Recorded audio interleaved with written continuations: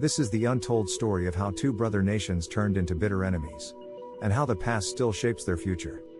Shared blood, divided past archival images, Kievan Rus, Orthodox cathedrals, medieval maps.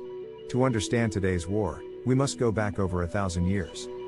In the 9th century, the Kievan Rus, a federation of Slavic tribes centered around modern-day Kiev, was the birthplace of both Russian and Ukrainian identity.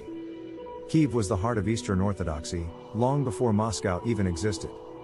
But over the centuries, the Mongol invasions and shifting empires divided the Slavic world. By the 18th century, Ukraine's lands were caught between the Russian Empire to the east and the Austro-Hungarian Empire to the west. Ukrainian culture was suppressed, its language banned in schools, its history rewritten under Russian imperial rule. Soviet shadows blackened white footage, Soviet flags, World War II destruction, famine images. When the Soviet Union rose, Ukraine became one of its key republics, but at a devastating cost. In the 1930s, Stalin's policies triggered the Holodomor, a man-made famine that killed millions of Ukrainians. Moscow denied it, and for decades, it was erased from official Soviet history. During World War II, Ukraine was both a battlefield and a victim. Nazi occupation slaughtered civilians, while Soviet forces reclaimed the land, only to impose control again. The scars of that era never faded. Many Ukrainians saw Moscow not as a protector, but as a colonizer in disguise. The promise of freedom. 1991 USSR collapse, Ukrainian independence celebrations.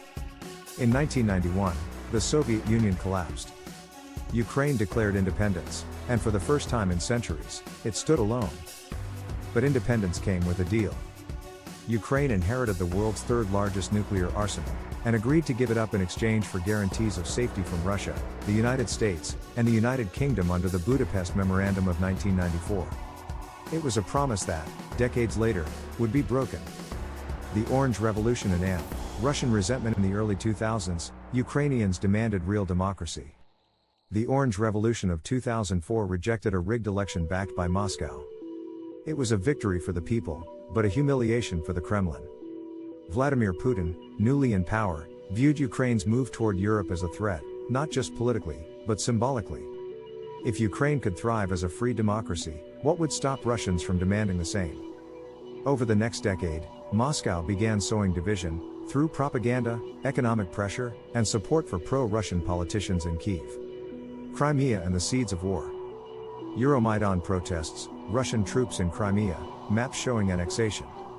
In 2014, Ukraine's people rose again, this time against President Yanukovych, who rejected a deal with the European Union under Russian pressure. The Euromaidan revolution forced him out, but Russia struck back. Under the guise of protecting ethnic Russians, Moscow invaded and annexed Crimea, the first major land grab in Europe since World War II.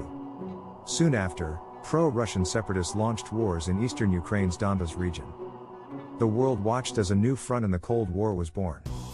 2022, the invasion missiles striking Kyiv, refugees fleeing, soldiers defending cities.